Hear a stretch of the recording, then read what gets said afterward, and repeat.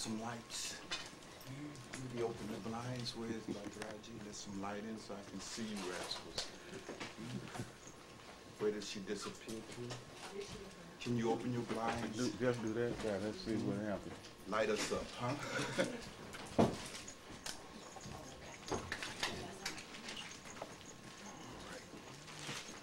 So with no further ado, we will make it spin it so it can come around just all the way dangle it the other way. No, that ain't gonna work. Is that a glare you said? Yeah, can you shoot from that side? Well, then I'm trying to get where I can be out the most way. Wow. Well, go ahead, open back up a little bit there. You want some light?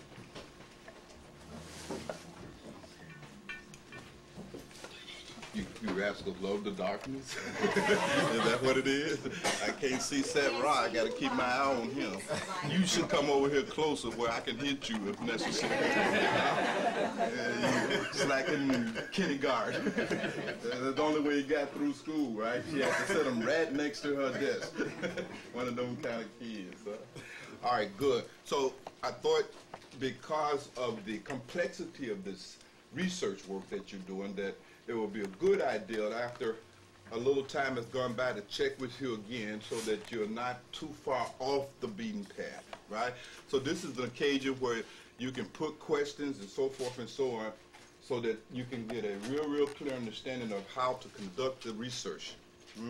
Some of the things that you should be cognizant of.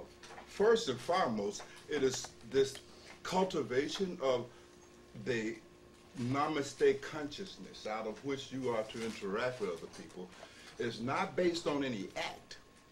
So drop your acts. It's not acting nice. You know, there's no script, then you follow a script. That's not the cultivation of Namaste consciousness. That's just your act. Okay? You're acting nice. You see? It is effort involved. You follow what I'm saying? Whereas your behavior at the level of your body in speech that is coming out of a namaste state of consciousness is very natural. It is not a performance. So drop your performance in your interaction with other people and playing the nice guy, nice girl role. That's not the cultivation of namaste consciousness. Come on in, beloved. Oh, somebody else. Shake them. So any questions about that? Because the tendency will be to start playing your roles. That's just another role that you play. You say you're playing the role of the nice person. And that's not anything related to the possession of authentic Namaste consciousness. Yes, beloved? Master, what do? You just let it play out, or you come in contact with the person, you just... You respond to that person within the context of Namaste consciousness, which means then that your state of consciousness, that cultivation of the state of Namaste, must precede the interaction. In the first place, you must already be in that state of Namaste consciousness in order for your interaction to follow, you see. However, if you're entering into your interactions and then you're trying to, in that moment, you see, act like you have love for that person, then that's just what it becomes. It's just an act. So it must already be the case. That's the whole purpose of your formal practice. You see, your formal practice should end with you being in a heightened level of consciousness and awareness. And then you maintain that throughout the day. That's why your daily practice is the bedrock of this practice. You follow me? Because if you can't raise your consciousness to some degree after your formal practice, I doubt very seriously you can do it spontaneously in the moment. Are you following me? If you can't get past that in 2 or 3 hours of practice, you're not going to pull it off in 2 minutes of interaction with nobody. You're just deluding yourself, right? So you work hard in your practice in the morning time to cultivate that state of consciousness whereby you can intuit and feel your inherent oneness with other human beings. You want to be able to cultivate that kind of an awareness in yourself and carry it throughout the day where you're always able to immediately intuit. You don't forget this oneness that exists between you and others. And then you react and respond out of that awareness. The most important thing is don't try to just act nice. Now, some of you just been doing your I'm a nice guy, nice girl act. That's just an act. That's more script. You follow me? It is inauthentic. It is not genuine. Yes, beloved. Explain what you explained to me about kinship and Yes, I'll get into that. Okay?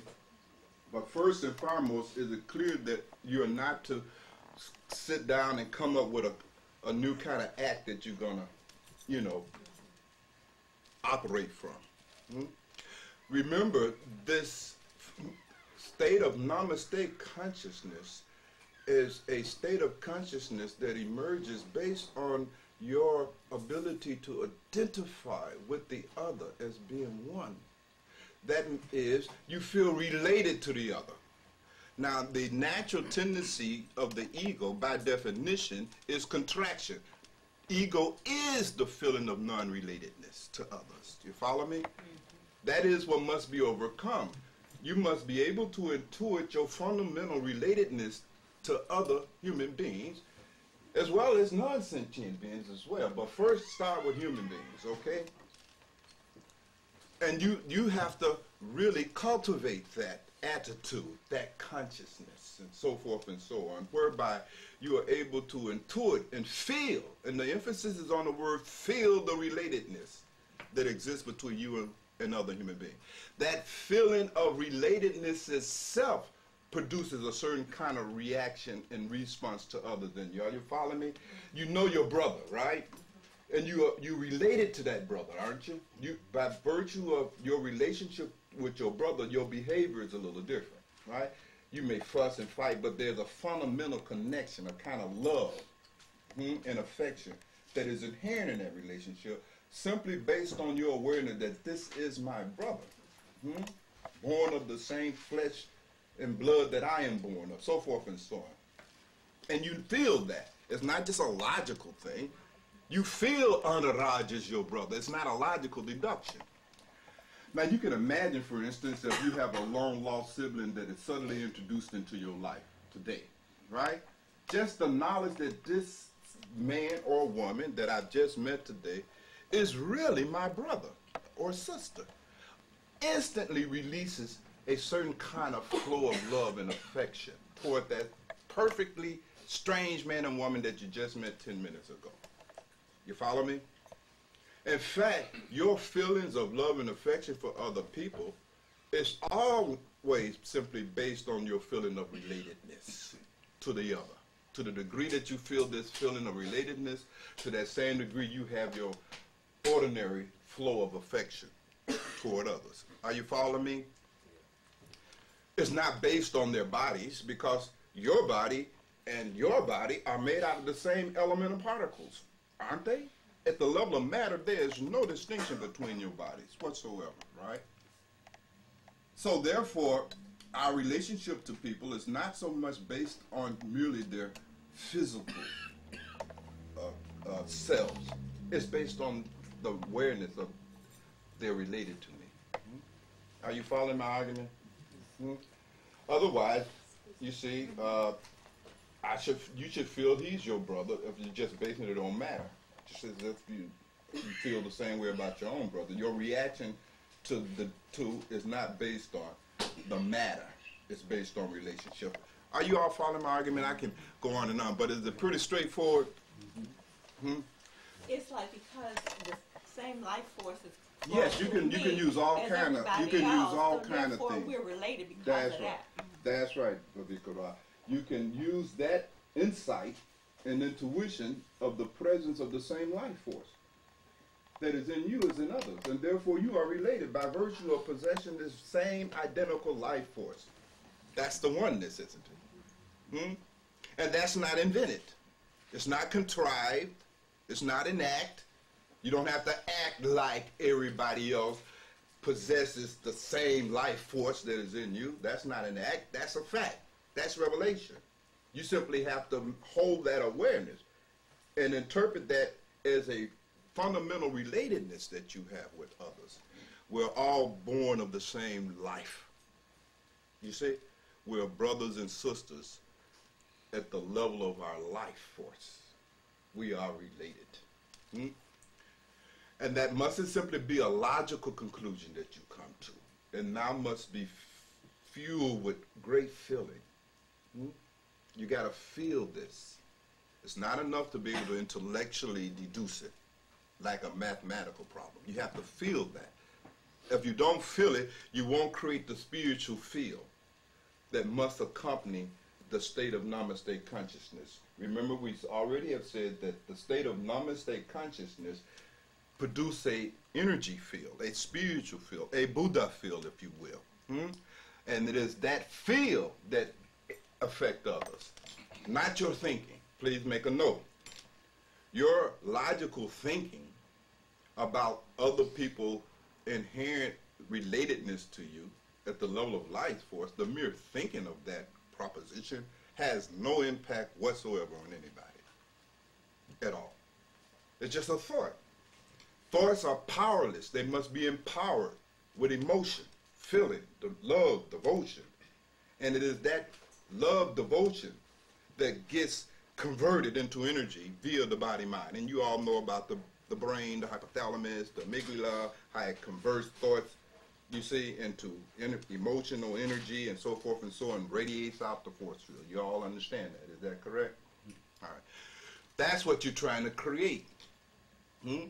So it's not about a verbal kind of practice where you're telling people, you know, oh, I love you. You're my brother. You're my sister. Let's sing Kumbaya. It ain't that kind of show. That's act, right? It is silent. Hmm? Most of this practice of cultivating and then observing the effects of Namaste consciousness on others is done very silently.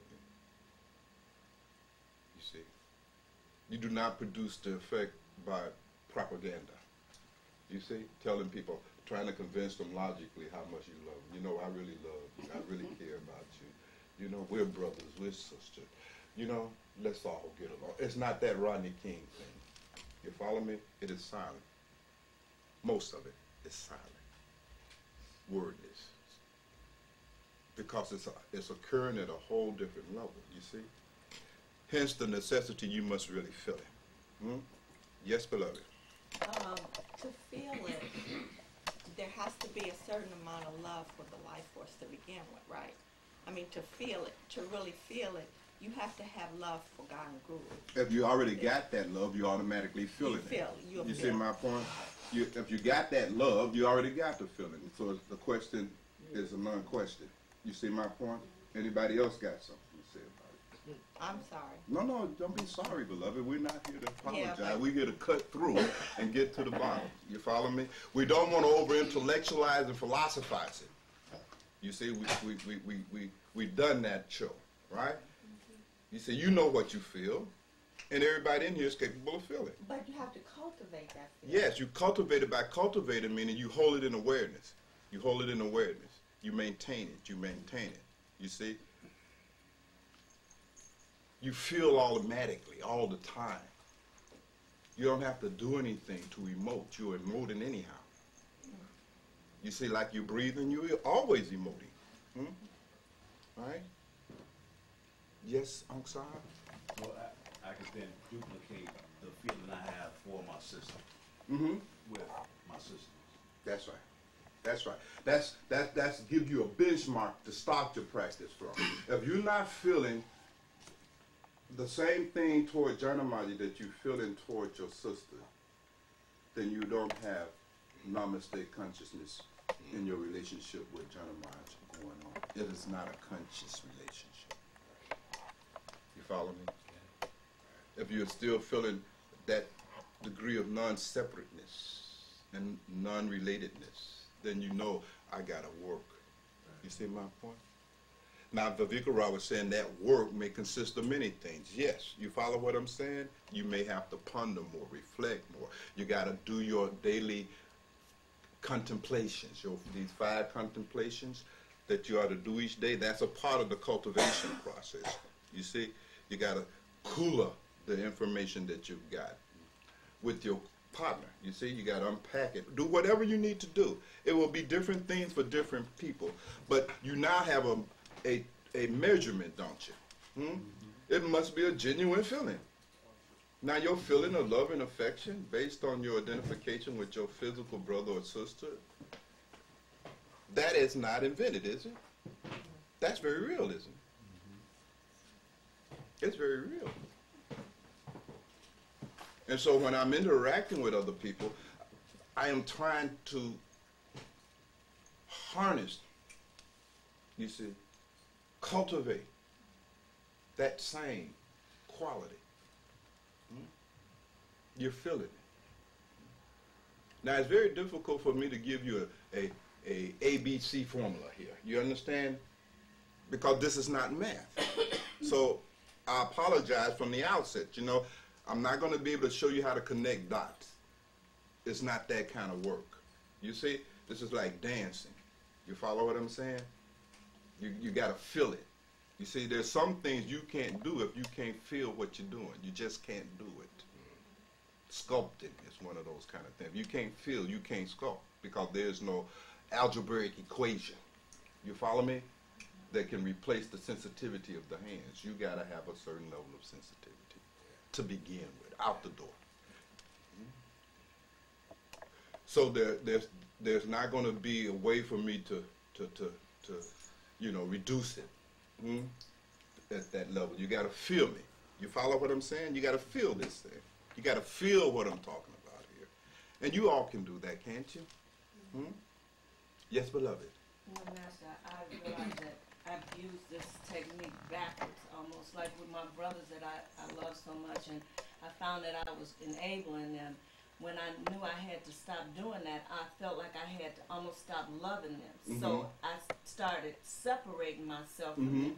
So I really have used this technique backwards, and recently, you know, that's what's come up for me.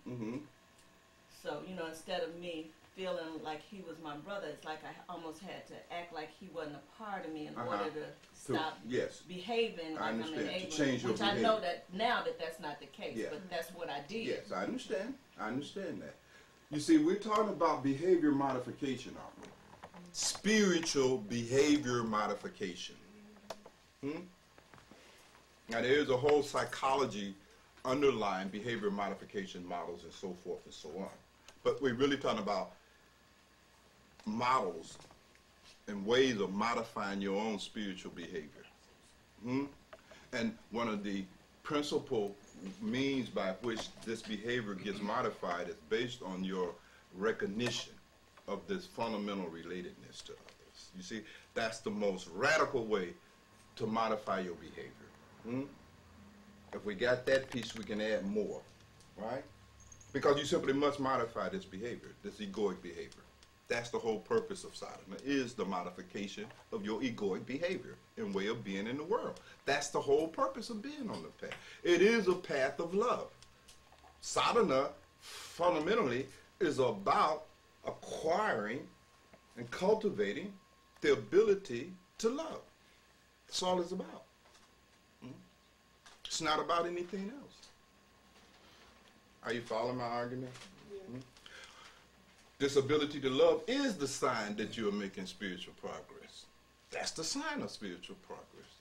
That you are overcoming your ego, which by definition presumes to be non-related to nobody or anything. It feels separate, independent, disconnected. That's what characterizes the egoic condition, isn't it? And we all know that that's an illusion. You're not disconnected. Now you must begin to interact with one another on the basis of such revelation and insight. Yes, beloved? You know, I'm thinking in terms of cause and effect. Now this practice would be effect, cause. We become the effect in demonstrating love. In this Namaste, the effect Okay. We are creating that field that you are referring to. That's the effect. That's and it what will cause, Mm-hmm. as you It know, doesn't, it doesn't matter number. how we put it, as long as you Right, understand. right. So that Yes. yes, The We become that effect. field. You are always creating a field anyway. Right. You don't have an option. right. Either you are radiating a field of positive spiritual energy, or you are radiating a field of negative, you see, repulsive energy. You are always radiating, because whatever you are feeling, and you are always feeling something, even if it's neutral, that's a feeling. Even if you say I'm feeling nothing, nothing is a feeling. You follow me? And you are always at all times already radiating an emotional field of energy that is impacting others. Anyhow. And your interaction with other people, the experiences you're having with other people, the conflict that you have with other people, the anger, the lust, the greed, all of the difficulties you have in relationships is based on the quality of your energy field in the first place. It is always already the case. So it's not like you have an option here, all right? You're doing it anyway. And that energy field impacts others at a cellular molecular level. We argued the physics about all that already, haven't we? We talked about it. That emotional field of energy that is radiating out from your body mind actually have an impact on other people at a molecular level. They feel you. They feel your hate, they feel your disgust, they feel your judgment, they feel your attitude, they feeling you. And their response to you is based on what they're feeling when they're around you. So that's why the lady attempted to curse me out. There you go. She was feeling you. Right? That's right. And we feel them. Yeah, we do. It goes both ways, doesn't it? Sure. We feel them. Right? We feel them. And normally we try to adapt to whatever we intuiting and feeling comes from another person. That's what we do in our relationship. We adapt to that feeling. We even take on a certain role, you see, based on what we're intuiting coming from that other person. So you're doing it all the time. All of the time. You know, some masters, it's just like we're Pavlovian dogs. We don't even, that's why we have to be very cognizant and recognize and be very honest with ourselves that we do have some conditioned responses to people.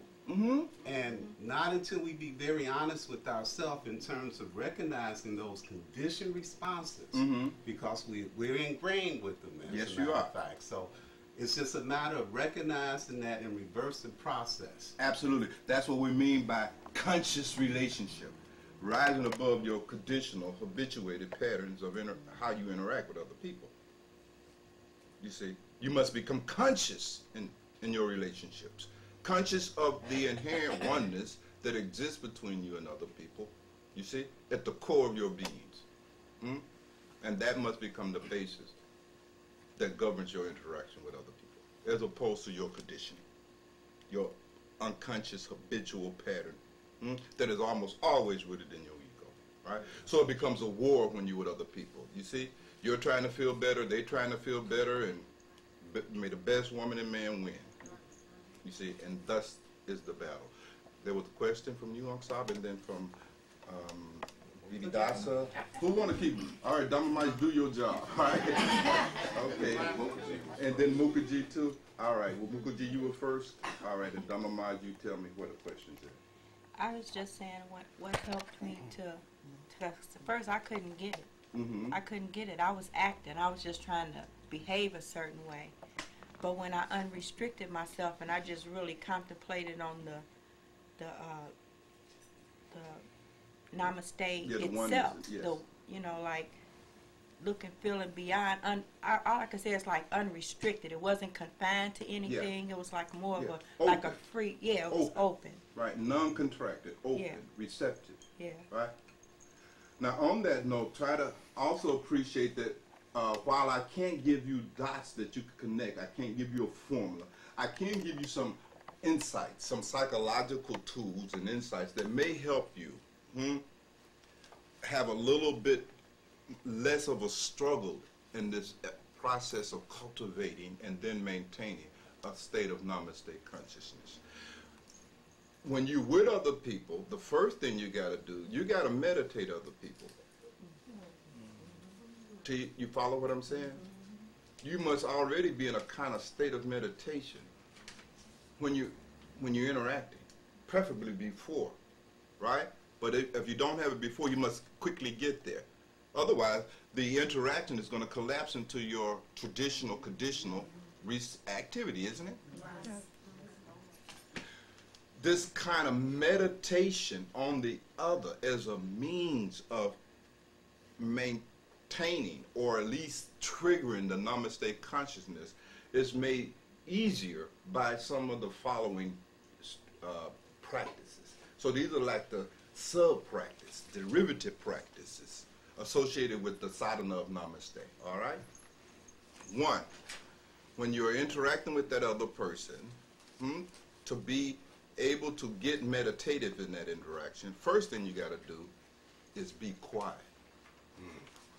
Shut your mouth. Be quiet. Okay. This being quiet now itself harnesses a lot of energy that is unnecessarily wasted in your meaningless babble. You got to get quiet. 2, look at the person. You must engage your knitted. Look at them.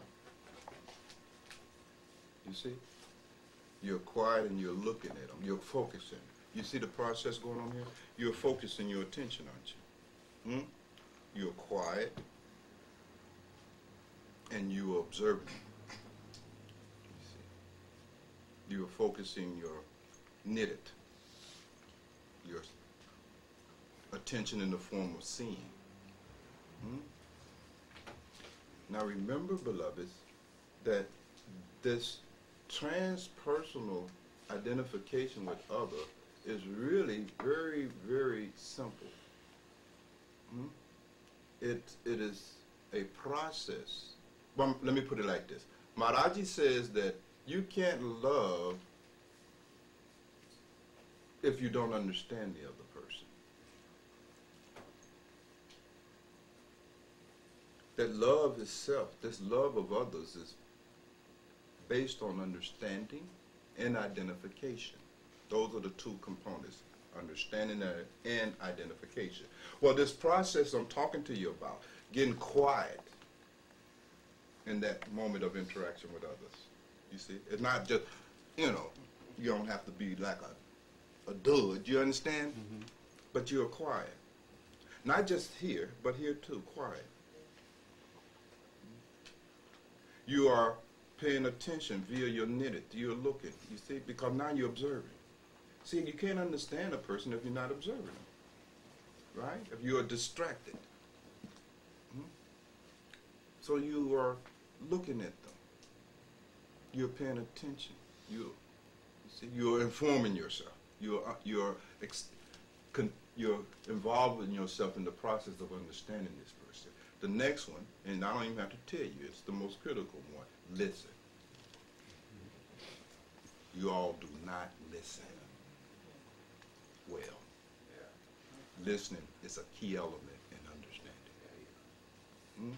And you must be listening so attentively that if a person now comes to you after the interaction has ended, you'll be able to repeat everything that this person said.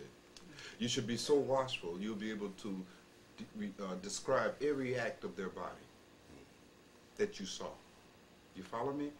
You're focusing, right? So if you approach your listening like that you might be given a test, you see? And that test would be, all right, Bhagwan, repeat everything they said. You see, describe every emotion that they went through, their body languages and so forth. You'll be able to answer that. So you must really be listening, you see. the fourth component that will aid you, it's not a substitute, it's an aid. Empathy. You see? You must feel where the other person is coming from. Because all this is about feeling, isn't it? So you must psychologically begin to cultivate these skills. These are skills. How to be quiet, how to observe by looking, how to listen, focusing your surit, this faculty and consciousness that hears, focusing surit, listen, and then focus in your heart, feeling, empathy. Through those four processes, you're going to take your level of understanding way up. You see? Way up. You will begin to understand the person for the first time. You see? That understanding, that feeling of empathy is what now begin to create this feeling of identification and oneness. You see? If your empathy is mature, you will automatically come away with the feeling, we just alike. They're just like me. You see my point? Right. If in your practice of empathy you come away still feeling non-related, then that simply means your empathy is still immature. You don't have to freak out, just, work with it. Work with it. So these are just some aids that can help you.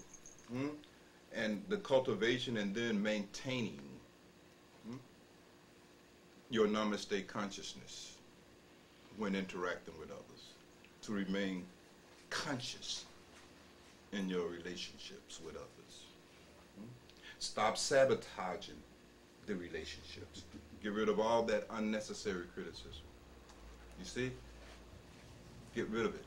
Throw it out the window, because that will almost single-handedly negatize your spiritual energy. That unnecessary criticism, just really almost, in effect, eliminate any spiritual quality in the emotional field of energy you are radiating to other people, whether you speak it or not. If you sit in there thinking critical, it's going to show up in your energy field. People will feel it. So get rid of that. Constructive criticism has a legitimate function in your interaction. And here I'm talking about the first target group that you're working in with close family members, you see? Dump it. Stop sniping the other ones that you are in intimate relationship. Drop this sniping. You see? What's nice? Sniping, just sniping. Attacking. Sniping. Looking for instances to snipe. To bring their imperfection and shortcomings to that's just sniping. Drop this nagging. You see? These are preventative measures that you can take to make it easier, right? If that you still have that behaviorism, it's going to be hard for you to even cultivate, let alone maintain a state of Namaste consciousness. Your own psychology is undermining the success of your project. Are you following me? You got to clean up your shit just to get there. Yes, beloved. Did you not say that there are times when it is necessary to not attack, but to be critical? Right. Sure. Constructive criticism is another matter. And most people take constructive criticism well. Not everybody, but most. Because constructive criticism is processed as an effort to help me. The person feels that they're being helped. You're being shown, oh, do it like this, do it like that. They're not being told, look how stupid you is. You can't even do that. See, that's a different kind of criticism, isn't it? So these are just kind of preventative measures you can take so that you don't wind up sabotaging, you see, your own field of energy. Now, any questions about anything? Because we're here to really help one another really nail this down. So don't be shy. Don't send me no more emails. That's why I gave y'all partners. Your partner is supposed to be doing this with you. You know what I mean? Right? Yes, beloved. Oh, Japa Unc next. Okay, then you get my advice. You answered the question I had. I answered it. It got answered. Okay, who next, Dr. Mark? B.B. Johnson. Okay, B.B. Dawson. Based on what you were saying, my problem then gets to be that I'm acting out of my unconsciousness rather than my consciousness. Right. Here's the practice of conscious relationship. Namaste consciousness. You must become conscious. You must be conscious of this inherent oneness that exists between you and the other person you happen to be interacting with. This inherent oneness at the core of you all's being. You're related. You must recognize your relatedness, you see. If I recognize this is my brother, this is my friend, that recognition itself causes me to respond a certain way. The whole art of this is overcoming one's ego. The whole art of this is overcoming the feeling of non-relatedness to others. You gotta nail that puppy. You see?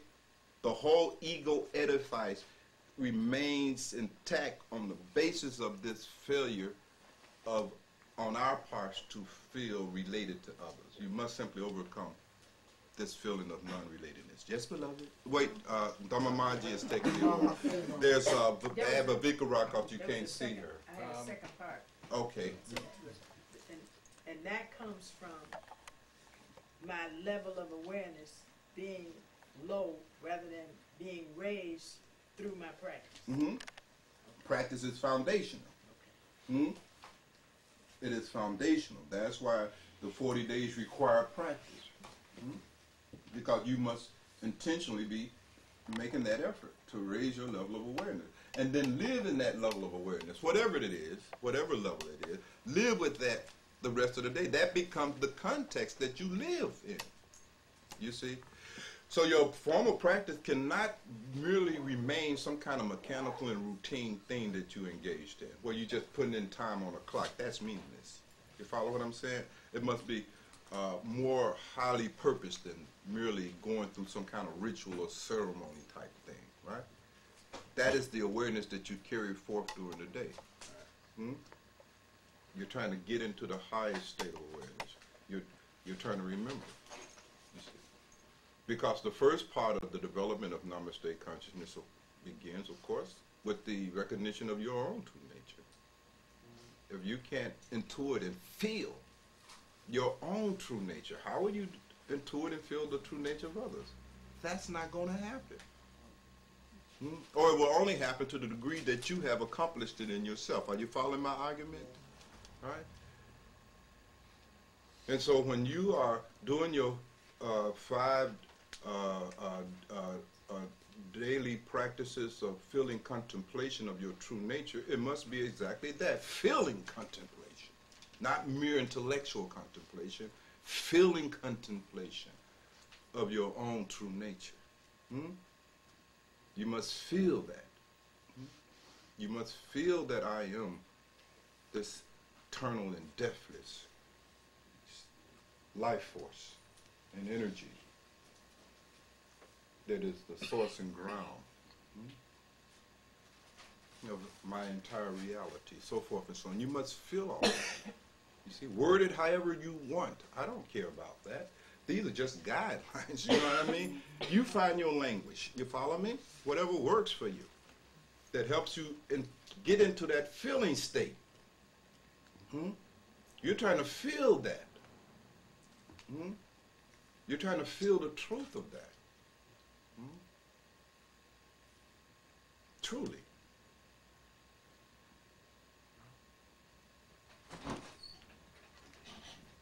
So try to feel this deathless, eternal nature of your true condition, you see. Shake them, beloved.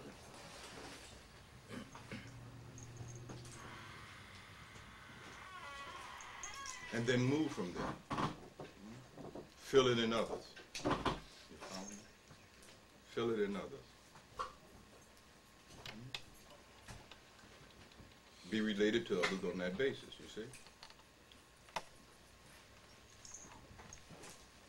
No matter what anybody is doing, it don't change the fact that at the core of their being, they're divine. Feel that. You see? If you don't feel that, you won't get past their ego. You won't get past their imperfection. You won't get past their shortcomings. You won't get past your own. And that's what I'm saying, Versailles. That's right. She put your name on the list. Damamaj is in the house, huh? Damamaj is in the house. She got you covered, though. Okay. Kavika is before her, then Aladasi. Mahaseva's next. And Mahaseva's next? Well, he's answered my question, so we can move. Okay, then Bhavika. Kavika. This is good for me. Well, actually, it was In the attempt to, what did he say? She said actually it was Mahadasi. Go ahead. Kavika Ra said give it to Mahadasi and come back to her. She'll follow the order. That's Namaste. I like that. That's what I'm talking about. That's what I'm...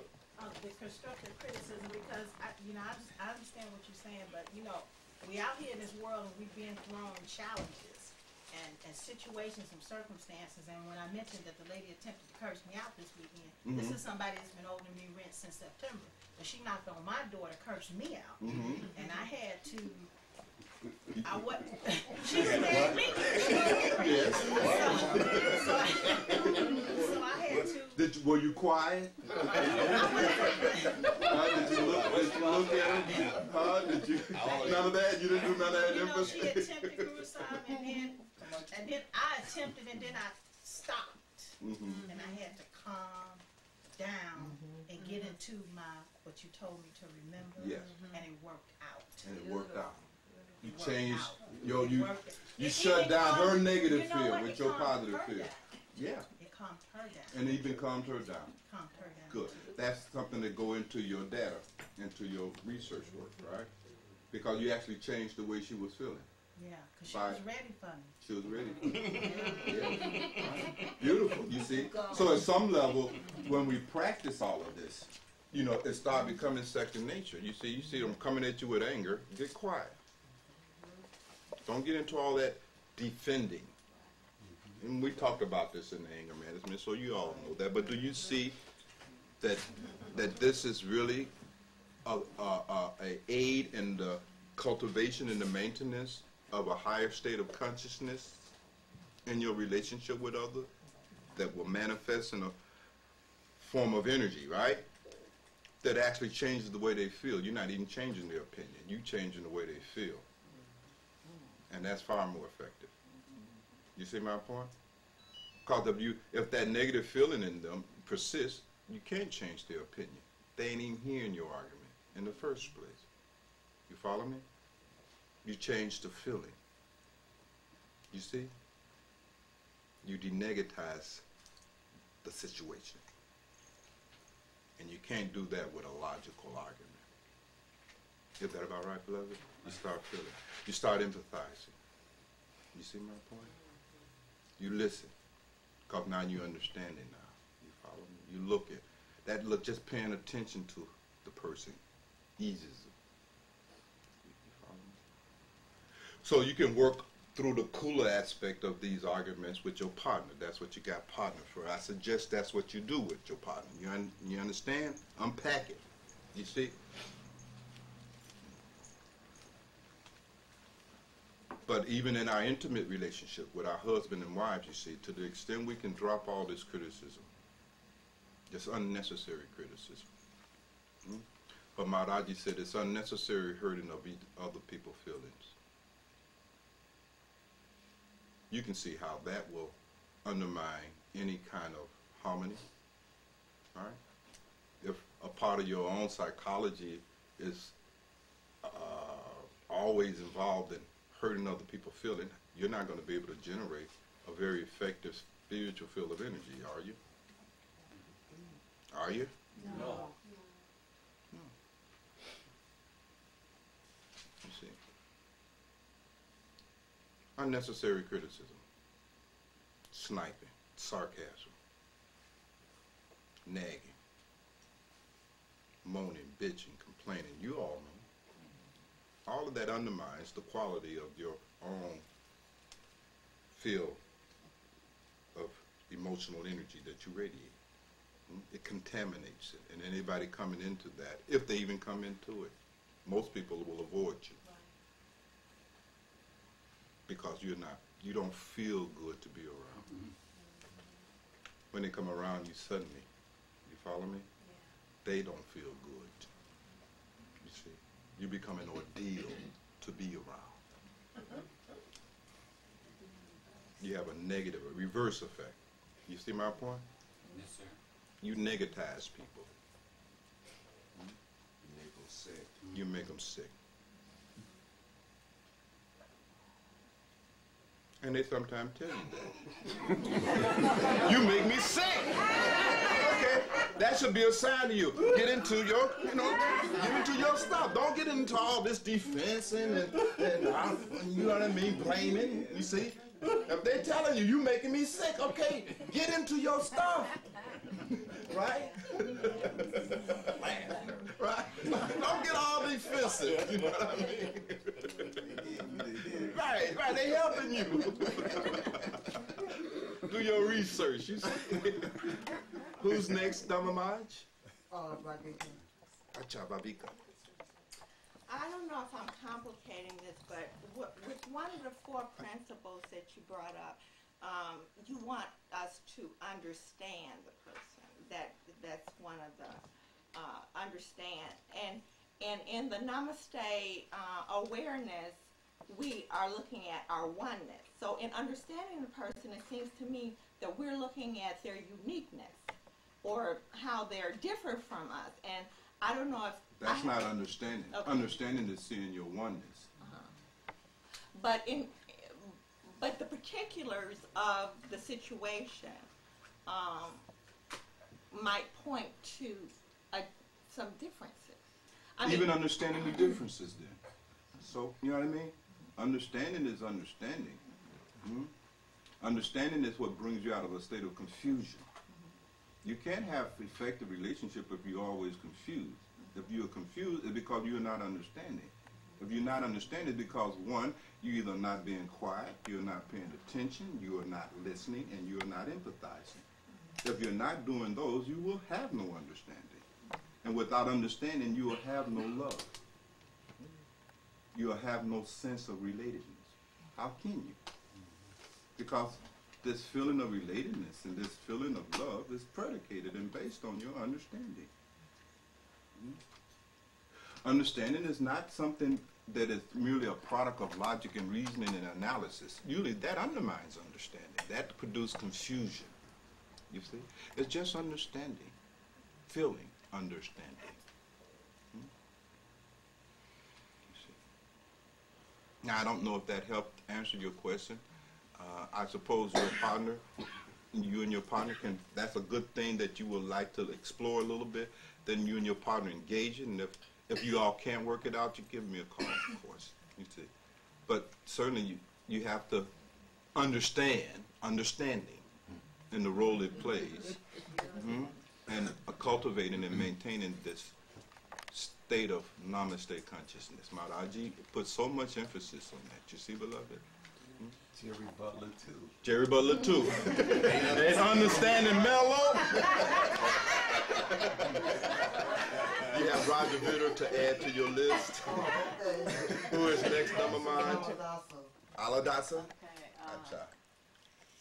Guru Sahib, I definitely see the negative state because teaching at Calumet and having these 5 classes, and most of my classes are females, and I'm finding out now trying to feel them that yes, I have been ill-willing them because they come in with negativity, but you know, since I've been practicing now, it has helped me. Oh yes. Because now I understand, like I have a class set of pregnant females, that just had babies or homeless, So it's really made my sense of awareness come up, because before now, I tell you, I was ill when I said, okay, F for the day. We don't get nothing. We got nothing coming. Yes, yes. So now it has made me really, and really now, since you've given me these other keys, that I really have to go back tomorrow and really, be quiet and try to understand these situations. Yeah, this is especially important for teachers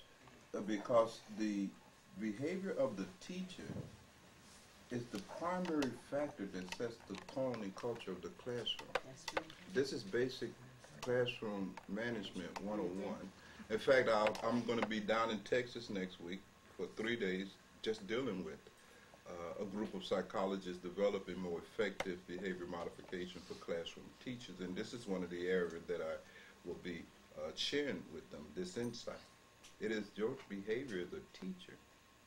And you know what, Guru Sahib, I also noticed that when they know something, when they be with you so long, they'll know something is wrong with you, what happened today, because they'll ask you, well, what's going on, Miss Cohen? What's wrong with you today? So yeah, they come so sensitive to you, and you do set the tone. You do set the tone. Yes, absolutely. So if you got a wild class, that tells you something about yourself. If your kids are bouncing off the wall, if they're displaying all this, we call it in the educational psychology, we call it TOAD. TOAD is an acronym that describes the kind of operational forms of behavior that makes teaching impossible. If they're talking out without raising their hands, that's my right? class. If they out of their seats. No, that's not my class. Okay. They talk out. And then I've been called, of course, I've been called the B word. I hate that B. Not in front of my face, but when they get out. Yes. We can't breathe in her class. We can't do nothing. Yes. So Yes. yeah, this is really Okay. this set. Okay. Because I've never had this challenge before in my teaching practice. But this year, woo. Okay, well, put that in your log. That's a targeted group. Yes, Who's next, this is my Damamaj? target. Baradaji. Barataji? I love this. Master, you gave us a practice as a part of the anger management that I usually use it every time we do it, which is to think about a conflict you've had with somebody, and then write down what you think they were thinking and feeling. Put yourself completely in their spot. And what I was hearing Bhagwan saying is that part of that practice is that I have to completely divorce my own self-interest from what's going on in this interaction. I have to completely feel what the other person is feeling and thinking, else it won't work. Exactly, beloved. In fact, on that note, make some notes to yourself. When you are documenting your observations and insights that are arising from your experiment here today, you want to start logging it.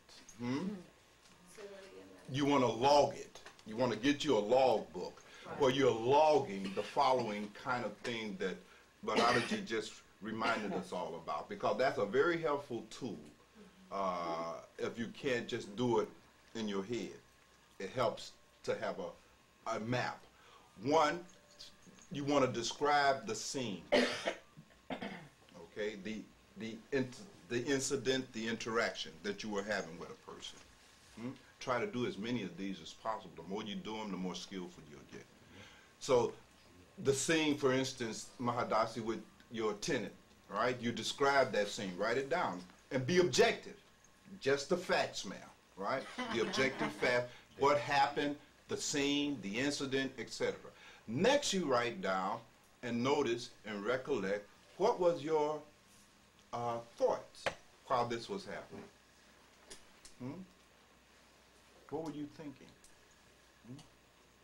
Next, write down what feelings were underlying that thinking. What were you feeling in that moment while this is going on?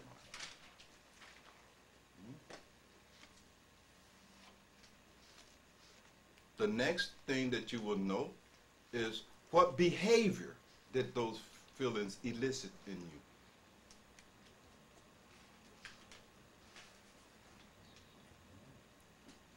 And lastly, what were the consequences? Now, you're really now analyzing the event. You're looking at the event. You're trying to understand what's going on inside of yourself here. Right? And so you log these kind of things down. You write them down. And really start measuring and seeing yourself. See what's going on here. You might want to even split the consequences into an A and B. You want to look at the consequences, A, for yourself, B, what were the consequences and effects on the other person. That was part of the scenario. See, there's all kinds of ways to do this thing. And that's why we're here today, to get ideals. When you are confronted with another individual's difficult behavior, right? You're using all of these 4 strategies we talked about, being quiet and blah, blah, blah, blah, blah. And that very process now, you give yourself a choice. You can be angry and insulted or not. You can choose. But the first step in how you react to other people must consist of the following. Ready? 1, you must first be emotionally conscious and aware of what's your own feelings. If you are emotionally unconscious and aware of what your own feelings are, you'll just be swept up in the phenomena of the event. First thing is that you must become aware of what you're feeling. Right? See, this is conscious relationship. Conscious relationship requires that you be conscious of your feelings. If you can make yourself conscious in that moment and maintain that awareness, you get to go to step 2, right? Now you can choose how to react and to respond to this situation. Step 2 is made easier. The choice is made easier by asking yourself 4 fundamental questions. 1, is this very situation, is this really that important? You see? Ask yourself that. Is this really that important? You see? 2, ask yourself, is your response, what you're feeling at the response you're feeling, ask yourself, is this appropriate? Should I even be angry in the first place about it? Is my anger, my rage, my feeling of insult, is that reaction in me, is that even appropriate for the situation? All they did was walk past me, didn't say hello, good morning. Is my rage an appropriate emotional response to a person's failure to say good morning? Look at it. Yes or no? You got common sense, so you don't have to be no psychologist. This is all common sense, isn't it? 3, if your answer, 3, you want to ask yourself the question, can this situation be changed? Can it be modified? Some situations can be modified and changed. Some situations can't. Ask yourself. You see? Can you make them speak to you? I mean, can you modify it like that? You see? Yes or no? And then the 4th thing you need to consult about is it even worth it? And unless you got yes to all 4 of these, right, then you need to just let that situation go. If it's not important, if your response to it is overblown and inappropriate, right? If you can't even change it, right? And it's not really worth it in the first place, let it go. And maintain your level of Namaste consciousness, you see? Yes, beloved. Now, my mom just gave me an example yesterday. She did exactly what you're talking about. You ain't on the list. Get on the list first. That's your part, Master. Dama Ma handled that yesterday. She did just that, what you just gave. She did that yesterday. All right, well, And she get shared on that the with list. me. You're going to get your turn. She did just that. She had That's her your brother, business. see? I'll tell you. Because it was beautiful. Dama Ma handled some business yesterday. It was beautiful. I'm telling you. Hats off to Dama Ma. Dama Ma handled some business. All right. Yesterday. We see you love your partner. All right. you working that namaste on him, huh? I ain't never heard him go on and on about nobody like that except you, Dama Ma. She took care of Congratulations. She took care of that business. That's right. She took care of that business All right, yesterday. let's establish order so that we can go on, all right? So those are some things that you need to, some additional tools you can use, right? So when you logging your scene in, you can almost see what you did in that situation by simply interpreting how you logged in your scene, right? You can see if, from that scene, you can see if you're thinking, feelings, behavior, and the consequence of that behavior made any sense at all in the first place. You can see where you get a good insight. Now what happened is that as you become more and more skillful in cultivating and maintaining your state of namaste consciousness, you see, part of that experience automatically detaches you, doesn't it? Yes. Because you begin to understand, no matter what's happening at the phenomenal level of my being and interaction with other people, that's not happening to me in the first place.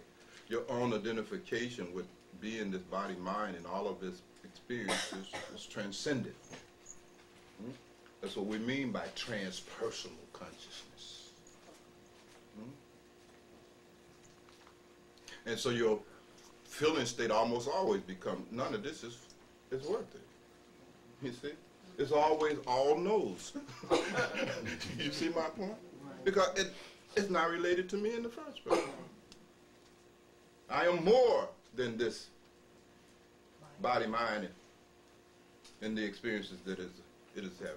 And whatever is happening to it, it's not happening to me. I am deathless, eternal, transcendent, prior to. Its very arising in the first place. I was before it was.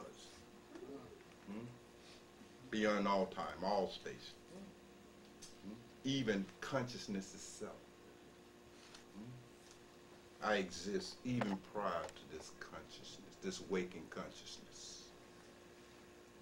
I was before I even woke up. Aham Brahman. I see. And that is what you are to feel. You are to feel Aham Parbrahm. I see. Feel it.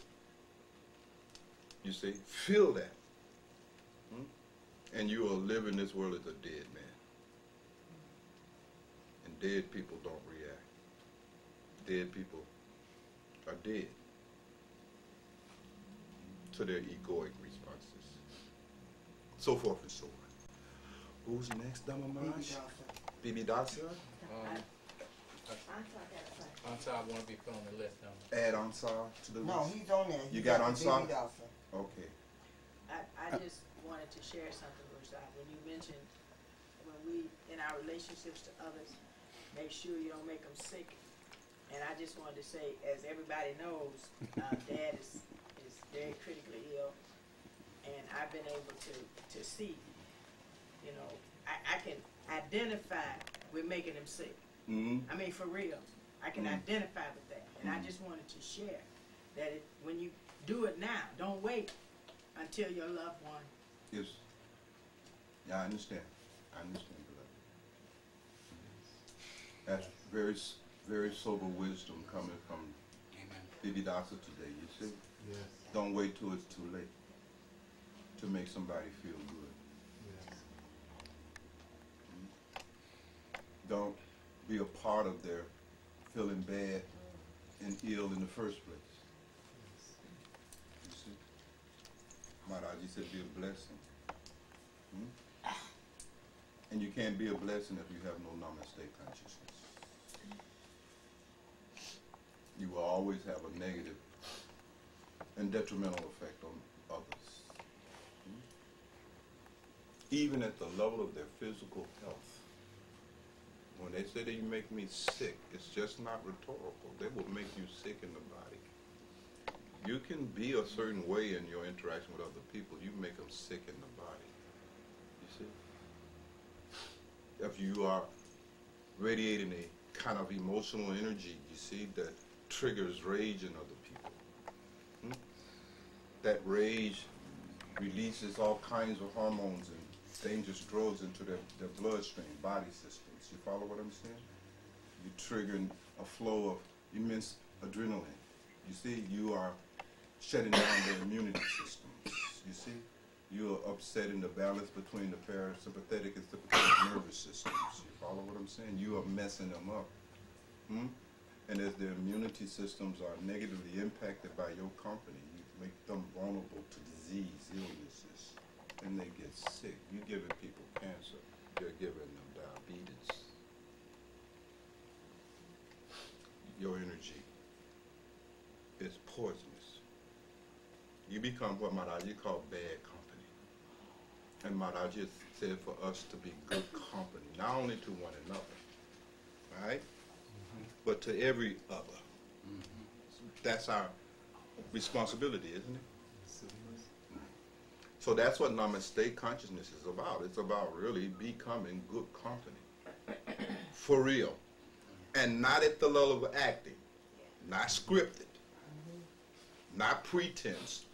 Not romanticizing. You see, when we say prayer, for instance, when I say prayer for people, I'm not talking about just mouthing some set of words to some abstract God somewhere. You see, prayer really consists of feeling the will that the other person has recovered. Feel that. It's the same principle involved in the experiments going on in China in these medicine-less hospitals where the patient is simply surrounded by people who can hold that feeling of well-being and project it. It's feeling. It's heart-based. And it must not be just momentary. It must be coherent. You must be able to sustain it. It must be a sustained, heartfelt, type of thing. Not, a moment of emotionalism that disappears overnight, you see. You all understand this, right? So this is what it is all about. Who's next, Damamaj? Acha, I'm sorry. Don't forget about Ansar here in the corner. Cultivation. Yes. And Rajavita as well? You had my question was answered. Okay, so you don't have to worry about Rajavita. Yes, beloved. I really believe that I probably forgot the question that touched it, That's but, okay. but talking about this energy field, okay, and what you just said just now seems as if this energy field does not just form around me by how I emote, but it also can be directed to. Yes. It can be aimed. It can be directed.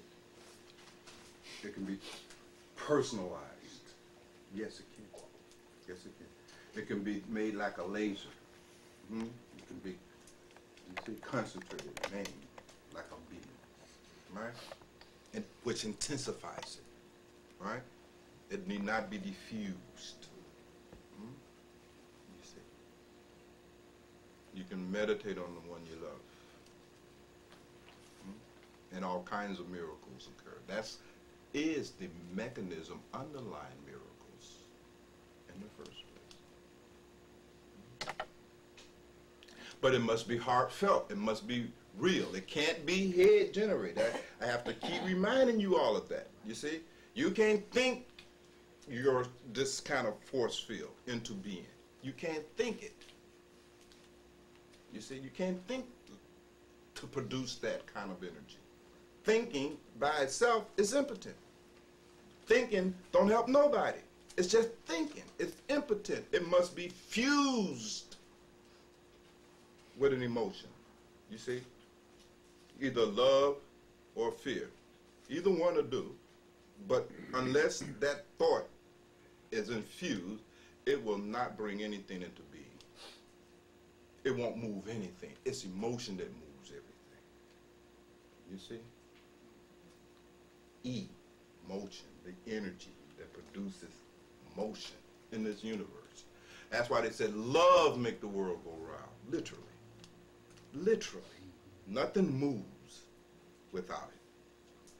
So trying to do namaste at the level of your intellect, trying to come up with a philosophy of namaste. You follow me? That's not going to work. You got to really feel it.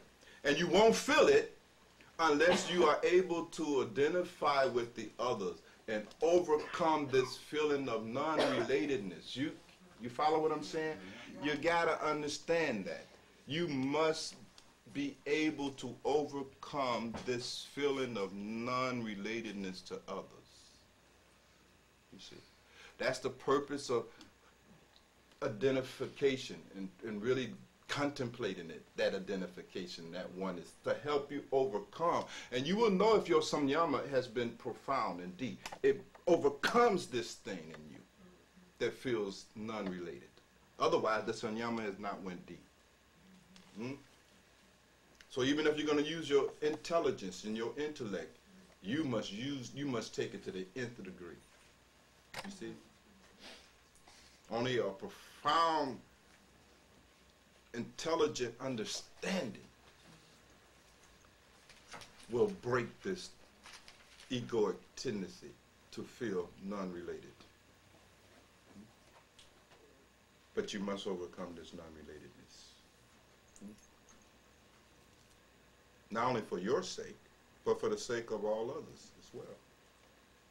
Because all these negative feelings that you have killing you too, destroying your body too. It's messing you up too. You're not immune from your own emotions. Could you ask Dhamamaji to put me on the list? Acha, add Vavikara to the list, beloved. So weigh all of these things. And when you all come together for your partner sessions, I don't know if you're having partner sessions or not, but, you know, unpack it, get into it, you know, squeeze this thing out. You see, squeeze it out.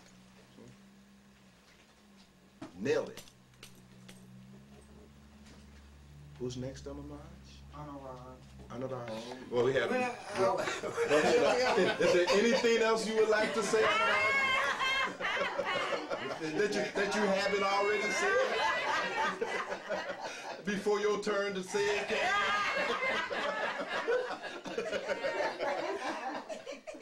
but it's good to know that Dhamamaji is having that kind of effect on you. That is proof. Yes, it is. Because you may be the only one that is celebrating her that close. You should hear what Noel said, what Desmond said. You see?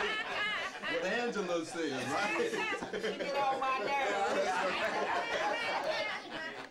You want to go add Bhadraji to the list, beloved? Yes. We'll give them a chance to think of something else to say. Let's move along. Okay, then it's Mukherjee. Acha Mukherjee.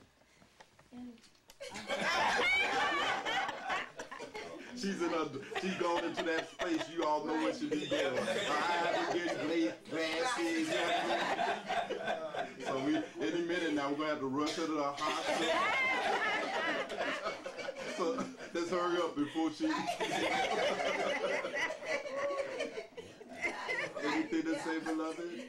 Nothing to say. Okay, don't mind. Okay, Mahadasi. Mahadasi. Okay. When you say feel that I'm this deathless, before consciousness. Yes. I have to keep going back to this weekend because it was like a domino effect. And I felt the anxiety and all of this stuff coming in, and I started holding on to that stuff until I went into, and I stopped. I'm like, I am not none of this. I'm not this Maya that I'm engrossed around. What am I doing? Why am I getting caught up into this? And then I start repeating, I am this deathless. You know, before, I mean, I Yes, had yes, my yes. You stuff. got your- But, yes. but what I want to say is I felt, Yes. I felt like a whole building had been lifted off. Yes. I felt, Yes. I actually felt relieved. Yes, this is the sign of feeling. That's what it does, you see. And women, guys, unfortunately, has the edge here when it comes to this thing called the cultivation of feelings of love and so forth. Women are wired and capable of greater depth of feeling initially. You can feel. Your emotional nature can be used in your favor now. You see? So feel about your true nature like you feel about your man. Then you'll understand me. Is that right, Anasama? That's how I helped Anasama see the light. Right? Yeah. You know how you feel about a man? You women know what I'm talking about. And you just love this man. You see, you feel so deeply for your children. You see, even beyond all reason and logic. You see, you feel it. You love that. You can feel. In that same way, in that same depth, nay, even at a greater depth, feel your true nature. Like you feel an elder beaver, feel yourself. You see my point? You see? Feel yourself. And you got to feel it. Because you can't objectify it. See, some of you are trying to set the true nature out in the palm of your hand and look at it. How are you going to do that? Your true nature is not something that is objective and separate from you. Thus, it cannot be made an object of your observation. You must feel it. It's the only way to have awareness of you feel it because you are that already. So you can't make it objective. It is absolute subjectivity. And you must feel that. You see, I am this eternal and deathless energy and life force that is the ground of all reality and being. That exists beyond and prior to all time, all space, all phenomenal experiences that exist prior to and beyond the birth and death of this body mind in the first place, you see. I am that which was and is before even waking consciousness itself. I precede being a human being. I'm not even a human being. I am that which is prior to and beyond a human being. Aham Brahmbrasi. Not that Pabram. You see? So don't be doing it like that. You get messed up, man. Right? So not this Pabram. The real Pabram. But you must feel that. You must feel that. Just like you feel you are a man and you feel you are a woman. You see? Visceral gut. I am that. You must feel that.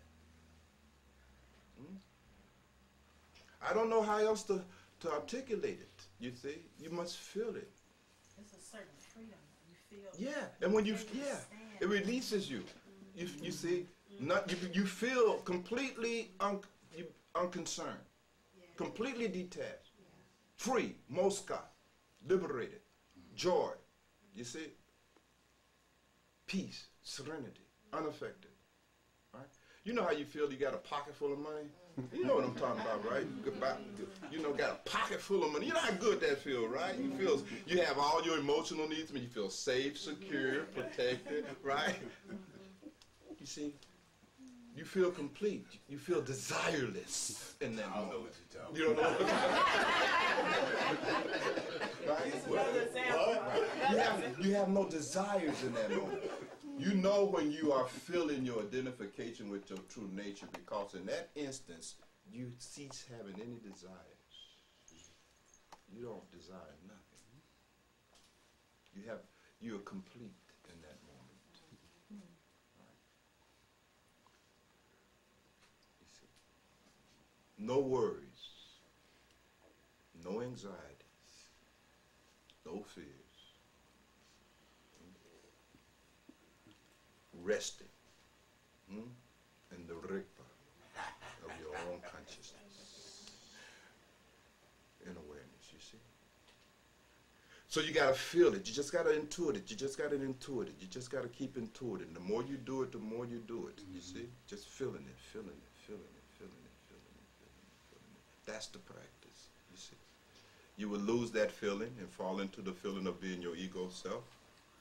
Bring your feeling from being the ego self, bring it out, and feel your true nature again. And again, you will fall into the trap of feeling that you are this ego self. You bring it back. You all know the process, right? It's the same process. But slowly and slowly, over time, you see, you begin to stabilize. And you must become capable of doing this, otherwise you will remain forever stuck in the stage of mumuksu, forever stuck in this stage of identifying yourself with your body, mind, your personality, your opinions, your roles, and the history associated with your body, and so forth and so on. You remain stuck in Maya. You follow me? In the practice of this conscious relationship with other people that we're referring to as Namaste, what you're able to do is finally to transcend the Maya of your relationship with other people. You see? You stop seeing snakes where there's just rope. You stop seeing egos where there is God. Now what happens into the proverbial traveler in the forest when the lightning lights up the forest and they recognize that what they thought was a snake is just this rope? What happens subjectively? Is there any more fear? No. Does it disappear? Yes. Gone. Did you have to do any kind of long, deep philosophical analysis? No. Just the light and the seeing that light made possible enable you to cut through the Maya. Right? And with that, all your fear disappeared.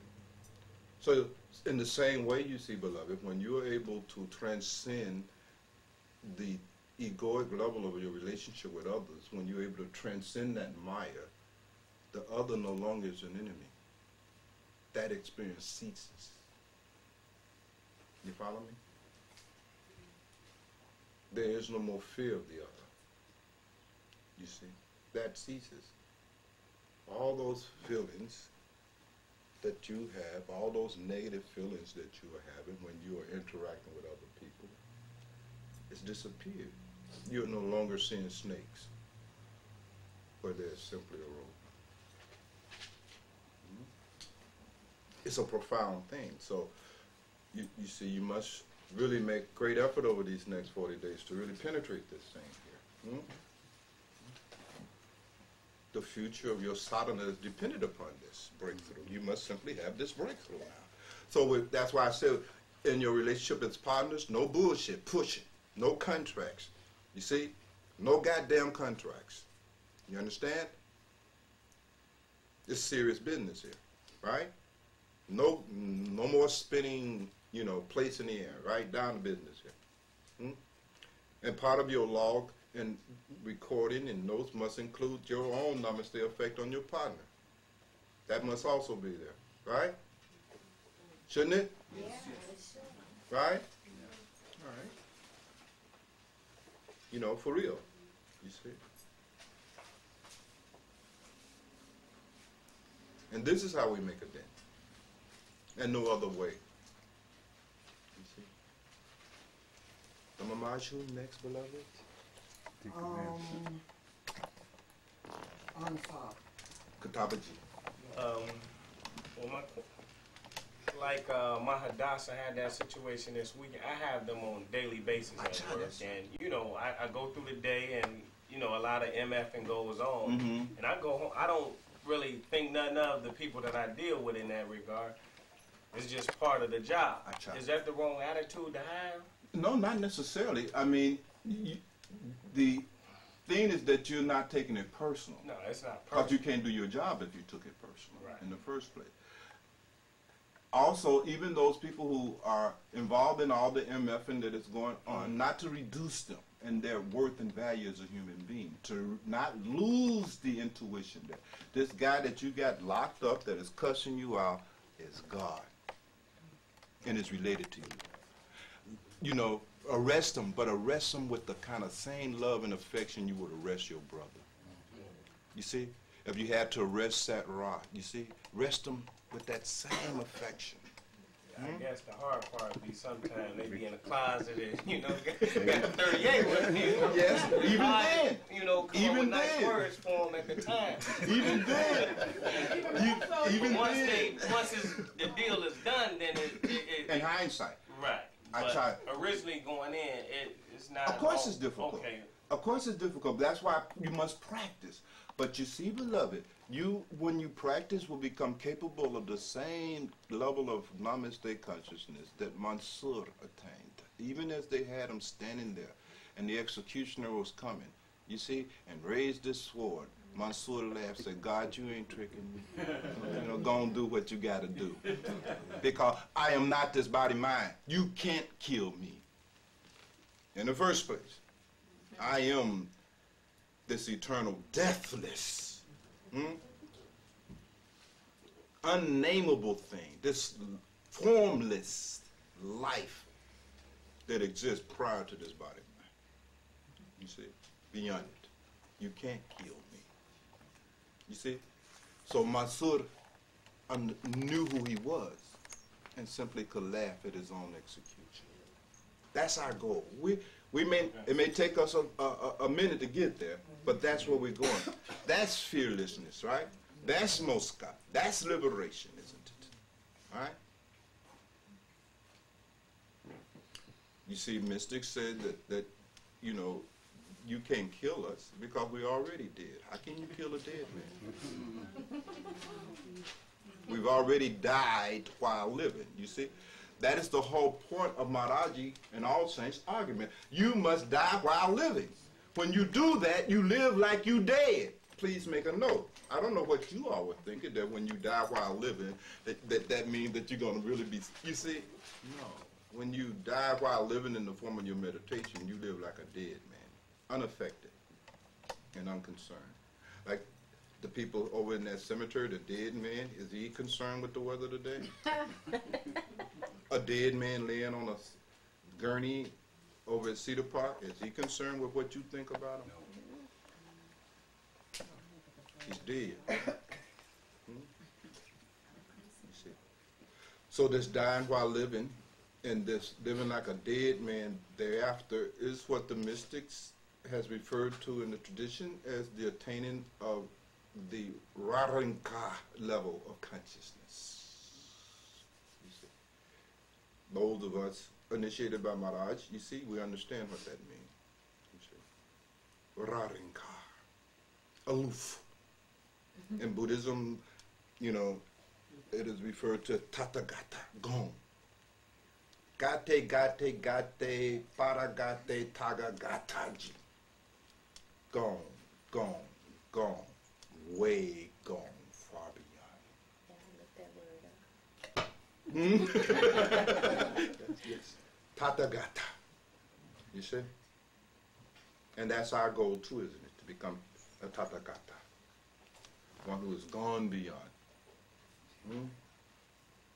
the mere identification of self as being something as insignificant as this body mind. But you must get there, right? This practice is the way to get there, beloveds, you see? So my whole argument is simply purpose to somehow to really convince you, if only at the level of your intellect, that you are something much greater than who you think you are. Who you think you are ain't shit. You see, in comparison to who you really are. You see? Your clinging to who you think you are is like a pauper clinging to a penny. Right?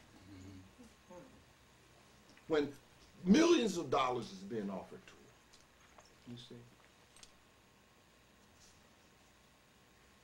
That's the whole purpose. That's what satsang is all about.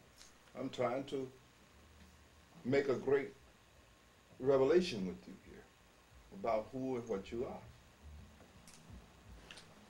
Next, Dhamma Maharaj. About 10 more minutes. Yes. Master, I had two things. And you have Bhadraji here too, beloved. And I Vavika, don't forget. had the opportunity to go see the movie again, and what really stuck out with me this time was the incident in D.C. What I got clear about was that, this is like that time and space thing is just totally not affect. Like who we're being here can affect somebody in any part of the world. Not just any part of the world, in any dimension. Yeah. In quantum mechanics, there's 11 dimensions. This thing is just not worldly. This namaste effect goes and crosses through dimensions as well. So a Buddha, in the consciousness that he enjoys, will travel through dimensions of time, dimensions of space. All 10 dimensions of space. This ripple effect of this heart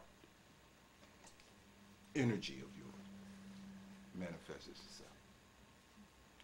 You see, it spread throughout the entire creation, both physical and non-physical.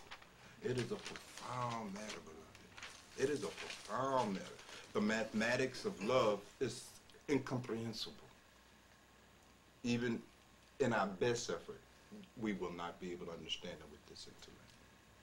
Who could understand love with their intellect? Nobody. Or it's mathematics. But you're right, beloved. It spreads not just through this entire world, but back through all time. Can you try to understand the love you feel now, beloved, radiates, touches all dimensions, and then goes into the 11th dimension and go back through all time? You see, back through the past. You see, that the love you radiate will go back and touch your mama, wherever she is. Try to understand that. Mm? It'll go forward and be there for your great, great, great, great grandkids. Try to understand this thing. This radiation force field is not limited or constricted by time or space or dimensions. Mm? Someone living in the 8th dimension is the beneficiary of your love. It is a profound matter. I'm not just saying that. That's what the mystics have been saying. I'm just repeating the truth so that you can really understand this. You just don't put a dent in this world. You put a dent in all possible worlds for all time, both past, present, and future. Is it a profound matter? Whenever somebody's heart breaks in the world, you would have had something to do with it. You see, wherever a tear falls, it will be because of your force. It's a profound matter, isn't it? You become elemental, like sun, rain, water. You follow me? You become a source of life. It's an amazing thing, beloved. So I want you to be inspired today. You know, I'm not just trying to be dramatic here, you see, but I really want you to be inspired. To really take to this next 40 days, you see, seriously. So that at the end of these 40 days, you are already habituated. You have a new conditioning. You are now always in the habit of loving. It's not even thought no more. You follow what I'm saying? Yes, sir. You don't even cultivate it no more. It just is. You become the incarnation of this love. See? So let's work real, real hard. No fooling, no kidding, no playing around with it. You follow what I'm saying? Yes. The other thing that I wanted to say was, when my mother was dying, what I realized, and I had said this a long time ago, but people were really, with good hearts, came to be with my mother because she was dying in their experience. They brought the energy of her dying to her deathbed. Me, on the other hand, I always never even thought that my mother was going to die. And my mother actually went into remission, and the doctors were amazed by it. Yes. But what I realized, because they said she should have been gone. Yes. But what I realized is that we do this thing even when we don't know we're doing it. We hurt people in good hearts. We're hurting people. We come into, in ignorance. In ignorance. Yes. Yes. Yes. You wouldn't do it if you knew better. No, we wouldn't. You see, hence the need to cultivate this supreme understanding. Hence the need for satsang and all the other activities that we are engaged in. It's so that we may overcome this ignorance. And not out of that ignorance, you see, hurt, harm, undermine. You see, our brothers, our sisters, because these people are my brothers. This is my sister. You see, that's my brother. Why in the world would I want to hurt him? The bum, the guy you locking up, the bus driver, the little old lady, you see, the bird, the tree, the dog. These are my brother life forms, you see. And you respond on the basis of that understanding, you see.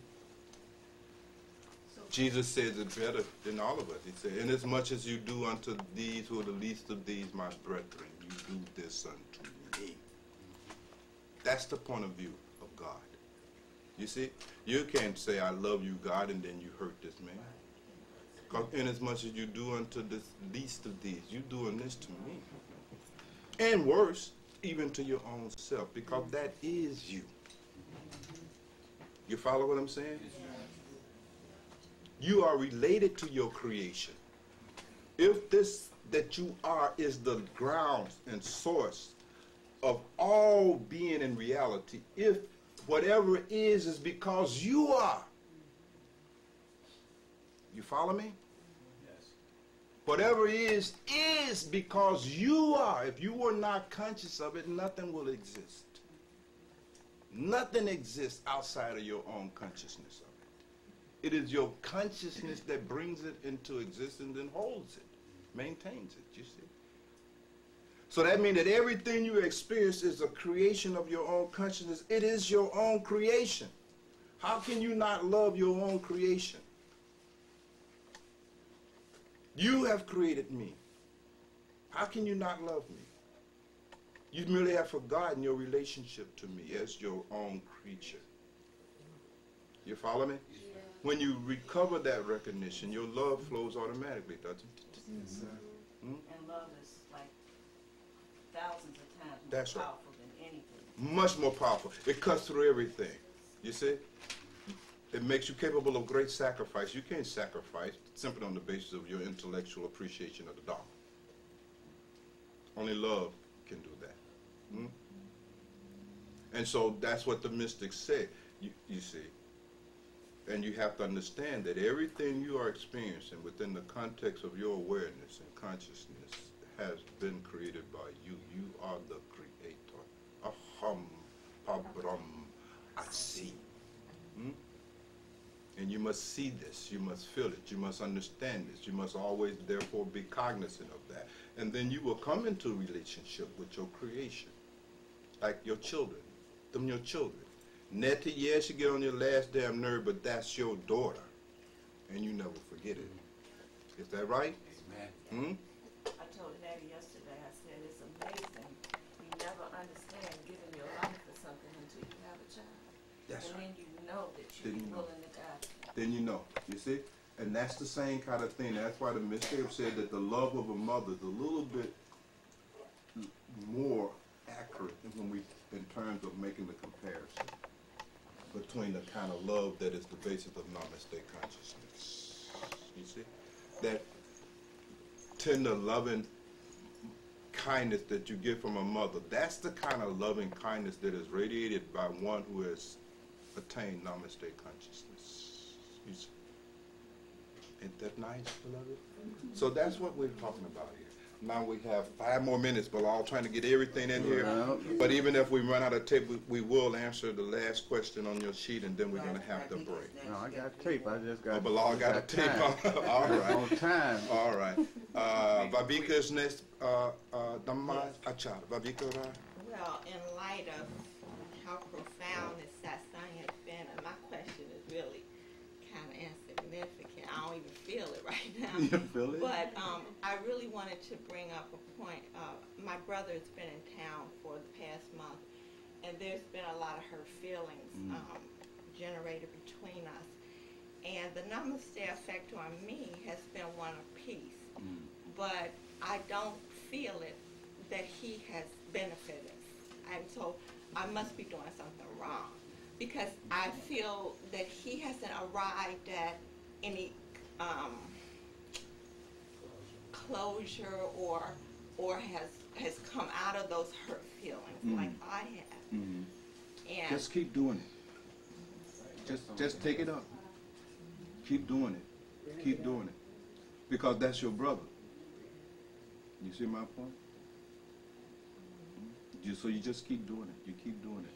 And it will definitely, you see, cut through it. Because only love can cure situations where there's that kind of hard feelings and so forth. You see, beloved? And this is the principle that we are to test. We're not simply to accept these kinds of statements from the mystics. That's what this Namaste research project is all about. We're trying to test the theory of love. Now the saints say love conquers all. All right, let's test that. Let's go to the limit with it. Right? Love Nate with no bars hold. You follow me? Go all the way with it. And let's test and see.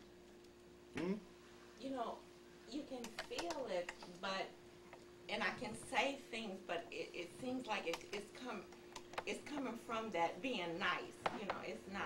Yeah, and it's got to be heartfelt. I know, and I don't think he's feeling it. You know, I don't know. Maybe I'm Crank not. it up. Okay. Crank that shit up. You see, because the saints say love will break his heart wide open, right? But your love must be intense. You see, your love must become intense.